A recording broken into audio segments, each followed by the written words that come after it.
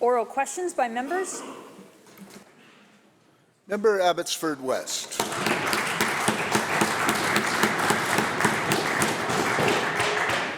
Mr. Speaker, there's a group of people out front of the building, and they are carrying signs that say things like shut down the government. Last night, apparently, a minister of the Crown thought it would be a good idea to bring some of those folks in. It created chaos. It led to arrests, and we have some questions about the judgment that was displayed around that. And that would have been my question. But I am obliged now to confront the Solicitor General with some information. Stephanie Papik is listed by OIC as having worked in the Premier's office as the Director, Priorities and Accountabilities between September 2017 and October 2018. To be sure, she is not listed as employed there now. Her name is listed on the Google spreadsheet used by blockade organizers to bring supplies to the occupants on the front steps of the legislature. She appears on social media to have posted a series of messages, including the following earlier in February. Quote, "Please come out tonight and help keep the visibility of Indigenous youth to protect them from the Victoria Police Department." And now the incredible part. And it is incredible, so incredible that I hope the Solicitor General can stand up and say it's not true. Stephanie Papik is listed today on the government directory as the Director of Strategic Integration of Indigenous Knowledge within the Ministry of Public Safety. Can the Minister stand up and assure the House that the Stephanie Papik that is calling for protection from the police isn't the same individual who is the Director of Strategic Integration within his ministry? Government House Leader, Minister of Public Safety and Solicitor General. Thank you.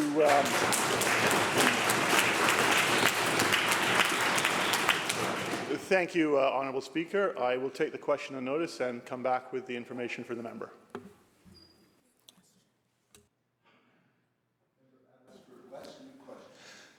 Thanks, Honourable Chair. I'll accept that from the Minister. I do hope, however, that he'll clarify this matter today, if not in the House through some other venue. I'll return then to the matter and the events of last night for the Minister. I mentioned a group who have dedicated themselves apparently to shutting down the government. They are connected and supportive of other blockades and protests taking place around the province. And last night, the Minister apparently thought it would be a good idea to invite them into the building. It led to chaos. It led to arrests within. These galleries are closed to the public and have been all week. And the Minister thought it would be a good idea to invite these folks into the building. And it led to the police having to attend. The police have released a statement that the Minister will hear about in a moment. Their members were surrounded by hundreds of protesters, and for hours they were precluded from attending to other possible emergencies in and around Victoria. How is the judgment, the poor judgment, the lack of judgment that the Minister displayed last night, how is that supposed to convey any sense of confidence or create any sense of confidence that he has the necessary judgment to undertake on behalf of British Columbians the negotiations that are taking place today?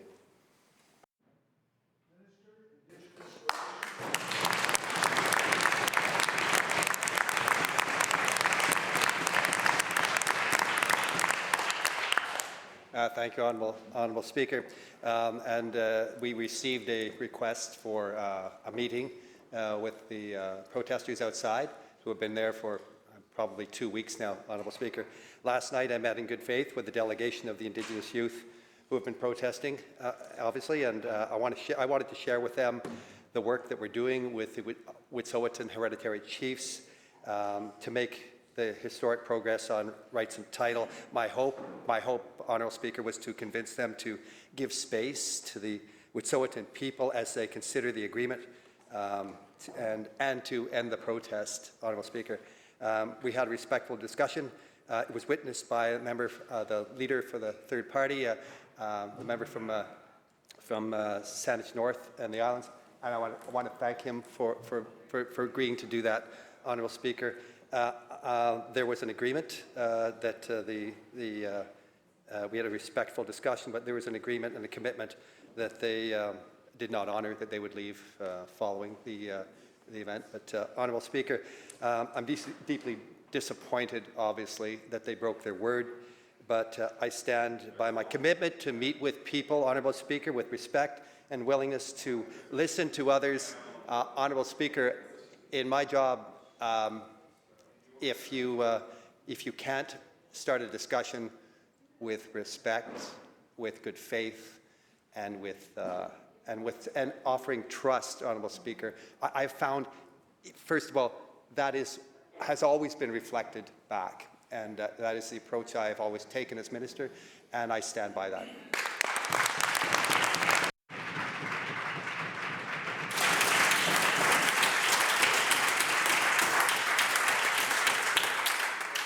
Member Abbotsford West on a supplemental. Unfortunately, Mr. Speaker, what the minister did was put a lot of people at risk. Exactly. People that work within this building and people in and around Victoria for whom the police, the numerous police who were required to attend, were no longer available to provide service. My question is, before he took this extraordinary step that played out so badly, did he seek advice from the Minister of Public Safety?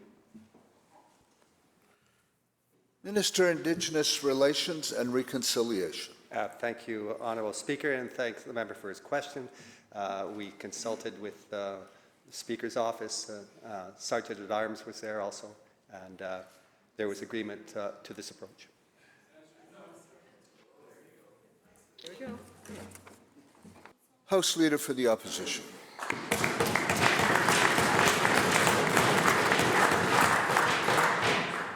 For weeks now, all of us in this building have been carefully following the advice we've been given by Legislative Protective Services, and some of that advice is to be very careful about who we're bringing into the building. Many people may not know this in the public, but as legislators, we have access to the building anytime, day or night, and Legislative Services will stand by and allow us to use our judgment to bring people into the building. It's a huge responsibility. And my colleague is correct. In acting with the appalling lack of judgment that the minister showed, he put all sorts of people at risk. And I'm disturbed to glean through his comments that I'm almost getting the impression he would do it again. He talks about being surprised that these protesters didn't keep their commitment. These are the same protesters that promised, when they first set up their camp, they promised that they would leave in 5 days. That's what they told Protective Services. They did not. They promised that they would not light a fire. They broke that promise too. I have a really difficult time understanding how someone with good judgment would believe that they would keep their commitment to leave the room. But here's what the Victoria Police Department said this morning in a statement that they issued.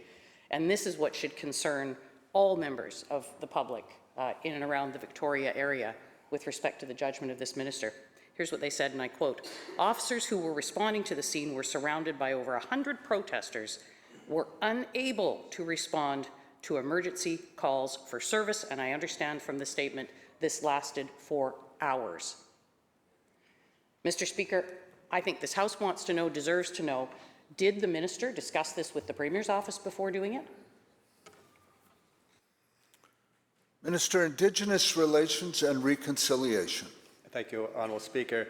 And I do want to certainly acknowledge the security, legislative security here for their calm professionalism throughout what was a difficult evening, Honourable Speaker, a difficult night.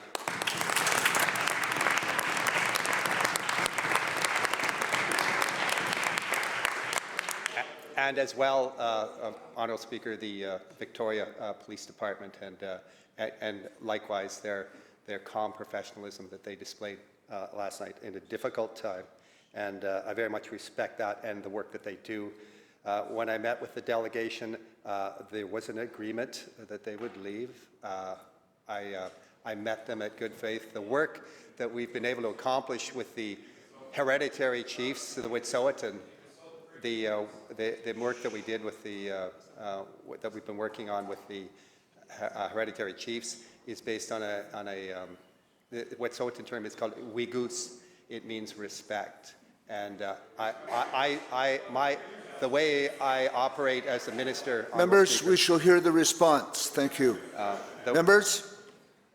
The way I operate as a minister is, and I've learned this in working with Indigenous peoples and First Nations, is that respect and trust and good faith is the approach towards reconciliation, the only approach that can possibly work, Honourable Speaker. I made the decision, as I mentioned, I discussed it, we discussed it with the Speaker, and Sergeant at Arms was there, and we entered into these discussions with good faith, and I am very disappointed that the discussions were productive. There was no indication that there would be an occupation, and I'm deeply disappointed that there was.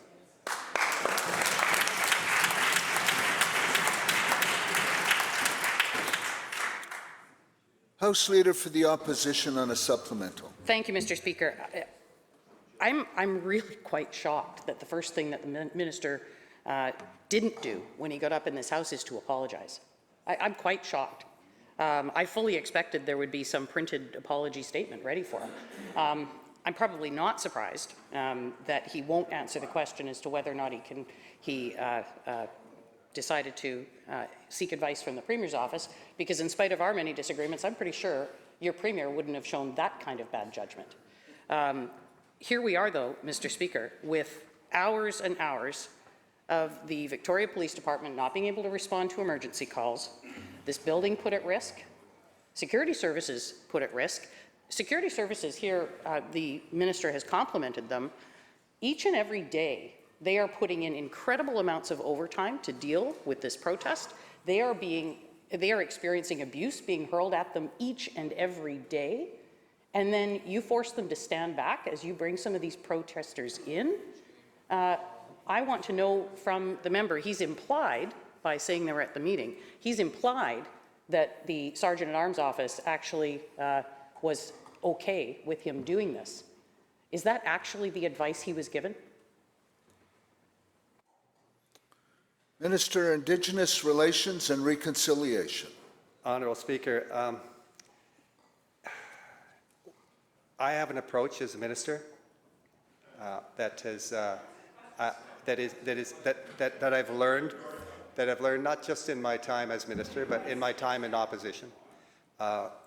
In my time in opposition, I witnessed from the other side their approach, Honourable Speaker. And so I don't think I need to take any lessons from the other side.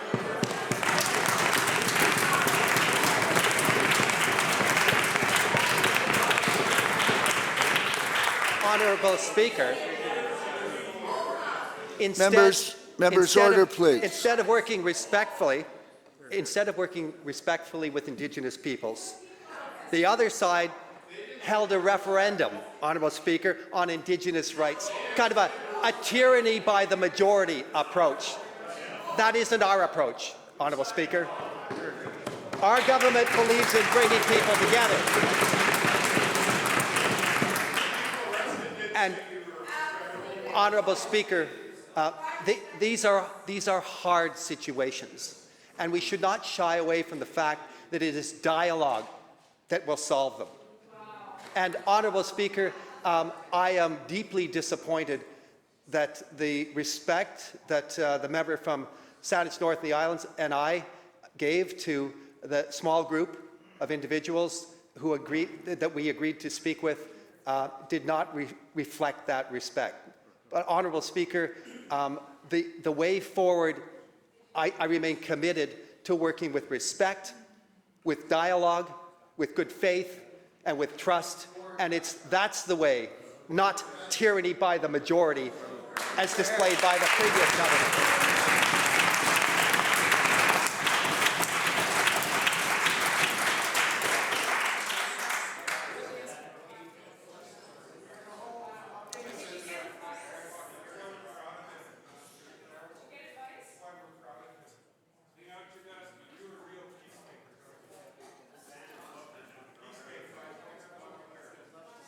House Leader, third party. Thank you, Honourable Speaker. On Tuesday this week, government tabled a bill to legislate 5 days paid leave for survivors of domestic or sexualized violence. It is an absolutely crucial change and one that our caucus is proud to support, ensuring that survivors have the ability to take off time when they need to seek medical care, meet with law enforcement, or access emergency counseling services following an assault is critical, as is ensuring those services are there when they go look for them. In many areas of our province, this is not the case. The decision by multiple governments over many decades to consistently underfund the medical and justice services needed by survivors of sexualized violence is inherently sexist and dangerous to women. It does not have to be this way. As we raised the question in question period on Monday, BC is home to an integrated clinic that offers medical, police, and counselling services in one location and is a model that has proven, both medically and fiscally, to provide better care at a lower cost. All communities deserve this level of support. Through you, Honourable Speaker, my question is to either the Minister of Health or the Minister of Public Safety and Solicitor General. Given the overlap and intersection between health and justice in cases of sexualized violence, which one of you is taking responsibility for ensuring these specialized services are available to survivors when they leave work to look for them? Government House Leader, Solicitor General, and Minister of Public Safety.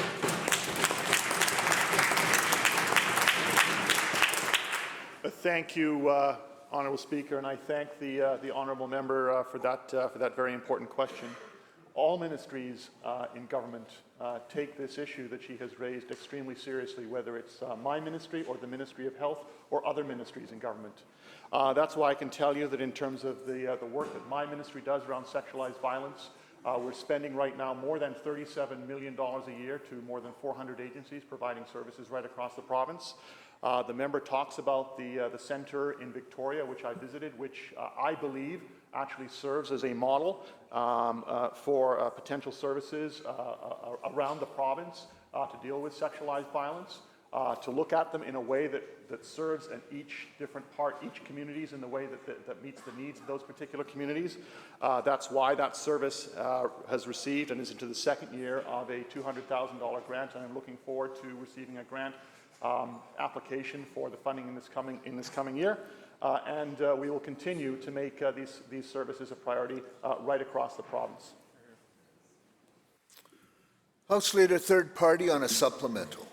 Thank you, Honourable Speaker, and I'm pleased that the Minister agrees that the Victoria Clinic is a model. However, they did make a funding request for Budget 2020, which was rejected, and that request would have helped with sending communities and clinics the capacity to build up this model across the province.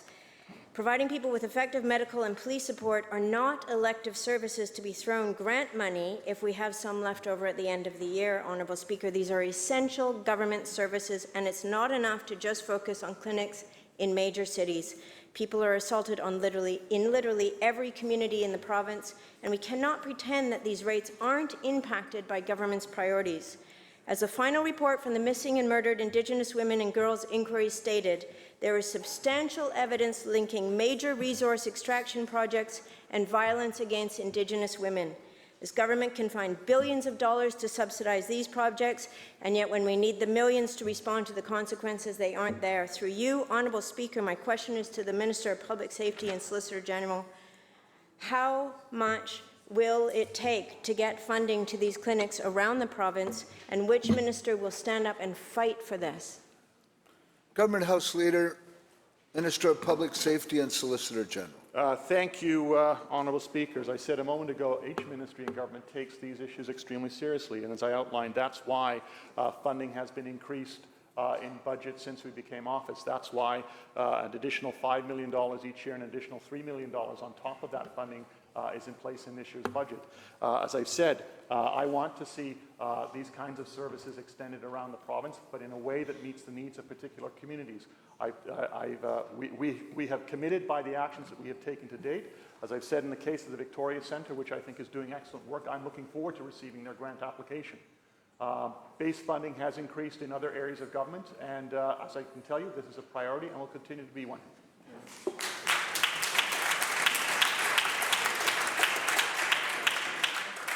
Member Oak Bay Gordon Head.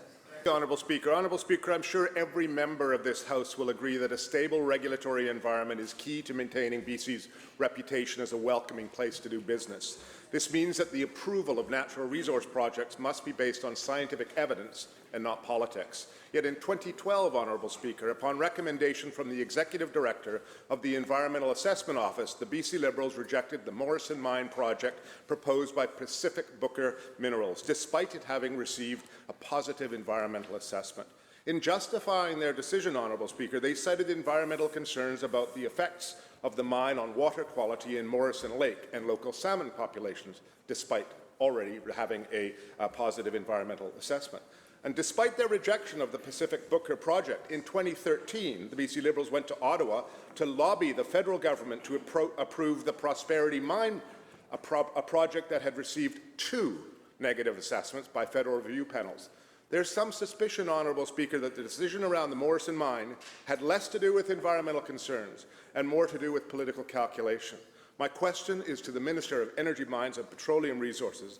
Has this government been able to determine why this company was treated so differently from others at the time, and how will it prevent situations like this from happening in the future? Minister of Energy, Mines and Petroleum Resources.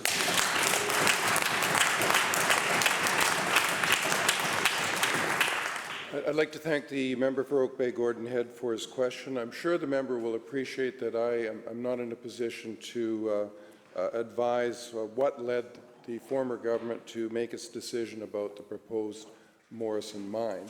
What I can say, though, that their approach was short-sighted and certainly didn't bring certainty to the sector.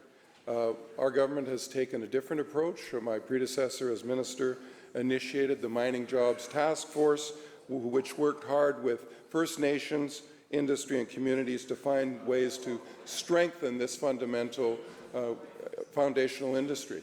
There were 25 recommendations emanating from the task force. They've all been accepted by government, and almost all of them have now been implemented. We have made 2 mining tax credits permanent, bringing immediate benefits to the BC mineral exploration sector by adding more certainty.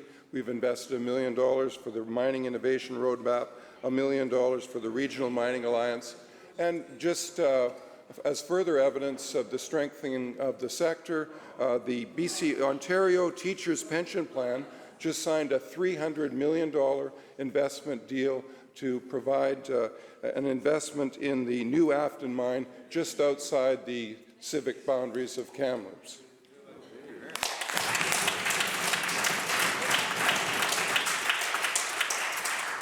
Member Oak Bay Gordon Head on a supplemental. Thank you, Honourable Speaker. I must admit that was a lot of information about a lot of mines that weren't the mine I'm actually talking about. Maybe I can try again, Honourable Speaker. A key element of the previous government's unrealistic strategy for natural resource development revolved around, as we all know, LNG. We know that certain natural gas projects were located in areas close to the Morrison mine. Comments from groups engaged in the Pacific Booker project have indicated that the province was facing significant pressure to avoid reopening discussions around the Morrison mine in order to obtain the support necessary for the Prince Rupert gas transmission line. The decision to reject the project had serious repercussions for Pacific Booker. Their share price plummeted from $14.95 to $4.95 in one day, and many investors lost their life savings. What's more, Honourable Speaker, is that the Ministry failed to inform Pacific Booker of its intention to issue an adverse recommendation and did not provide the company with an opportunity to respond to it. After a legal battle, Honourable Speaker, in which the Supreme Court found that this conduct violated standards of procedural fairness and that the Environmental Assessment Office recommendation be presented to Cabinet for reconsideration, the government once again rejected the project and ordered it to undergo further assessment. However, Honourable Speaker, in its order, the government appeared to issue unclear directions that substantially delayed the process. As of 2019 in September, Honourable Speaker, Members. As of September 2019, Honourable Speaker, Pacific Booker had yet to be fully provided with this opportunity. My question again is to the Minister of Energy, Mines and Petroleum Resources. When is this firm going to have the chance to have their project undergo further assessment as put forward by the Supreme Court? Minister, Energy, Mines and Petroleum Resources.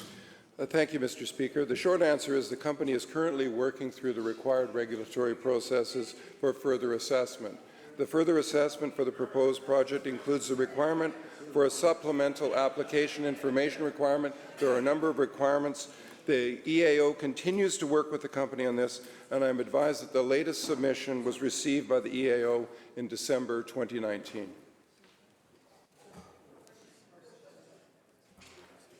Member Prince George Valemount. Thank you, Mr. Speaker. Well, yesterday, the Premier declared that there had been a drastic drop-off in blockades, and he predicted a period of calm would prevail. Well, only hours later, there were 3 new blockades. The busy Cambie and 49th intersection in Vancouver, the University Boulevard and Westbrook Mall intersection at the University of British Columbia, and the intersection of Mountain Highway and Keith Road in North Vancouver. And all of us know what happened here in the legislature. 5 people were arrested at the legislature. So much for the Premier's prediction about a period of calm. These blockades continue to impact British Columbians' lives. They're disrupting people who just want to get on with their day and get home to their families. So British Columbians deserve to know what the Minister of Indigenous Relations did and what he said and how he worked through his negotiations to deal with the blockades. Can he stand up today and tell British Columbians exactly what his negotiations discussed when it came to ending blockades in the province? Minister, Indigenous Relations and Reconciliation. Thank you, Honourable Speaker. And the member knows, we've canvassed this before, that the discussions that we had with Wet'suwet'en Hereditary Chiefs last weekend, 3 days, 3 nights, were in camera. And it's not appropriate for me, with respect to the Wet'suwet'en people, to speak to those issues until the Wet'suwet'en people have a chance to review and ratify the arrangement that we had come to regarding a recognition, a process to recognize rights and title. But I will say, Honourable Speaker, that we're guided in this place by one of the most significant pieces of legislation that this place has ever seen. A few months ago, the Bill 41, the Declaration on the Rights of Indigenous Peoples Act. And I just want, I know there's some groans from the other side, but I would note that the other side voted for this piece of legislation. It was unanimous. Now, maybe it's not the actions they voted for, maybe they just voted for the words, but the declaration actually speaks to consulting and collaborating in good faith with Indigenous peoples as a way to change the Crown-Indigenous relationship, which is long overdue, Honourable Speaker. That is exactly what we are doing as government. It's what I am doing as Minister. And is it hard work? I've never faced harder challenges, Honourable Speaker. Is it worth it? Yes, it is.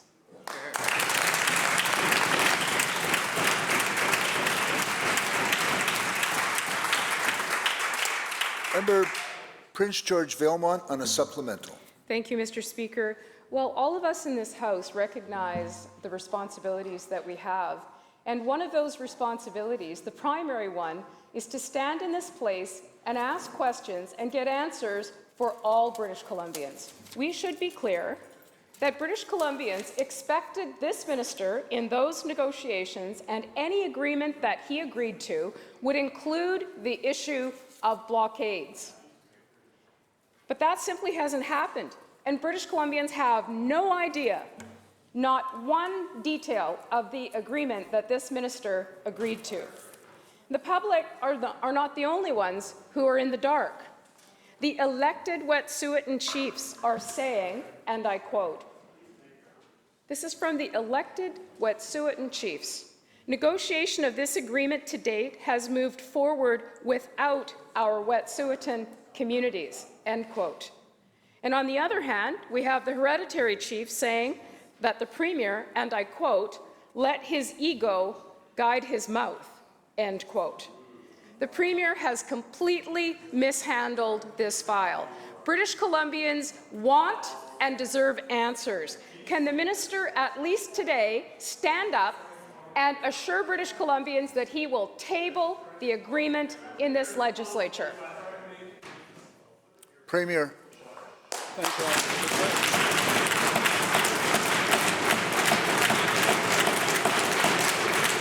Honourable Speaker. I appreciate the question from the member, and I'll do my level best to give her direct answers to the points that she raised. I'm not familiar with the quotations she referred to my mouth and my ego. I look forward to the comprehensive quote sent over at any moment now.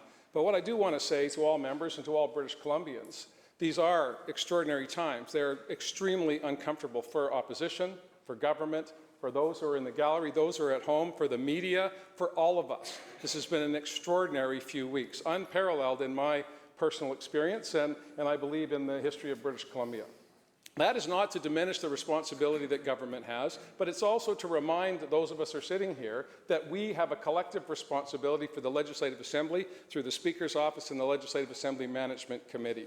That's where those issues with respect to the group outside should be handled. I have full support in the Minister of Indigenous Relations looking for an off-ramp in a very difficult situation. I believe that the right steps are taken.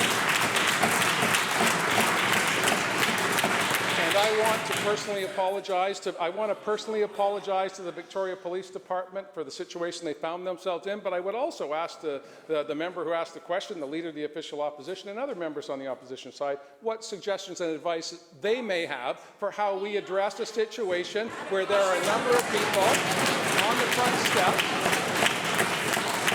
So, I mean, it's all right to abdicate responsibility. Members, it's all right to abdicate responsibility. Members, we shall hear the response. Or do we work together as British Columbians, putting aside our partisan perspectives, and try and find a way forward?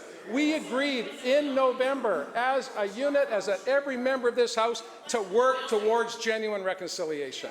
That's what we're trying to do, Honourable Speaker. Is the mob outside helpful? I would suggest not. Well, then what? Then what, member? Then what? The member on that side of the House, prefers to just throw her hands up in the air, and so the rest of them. Members, order, please. Members.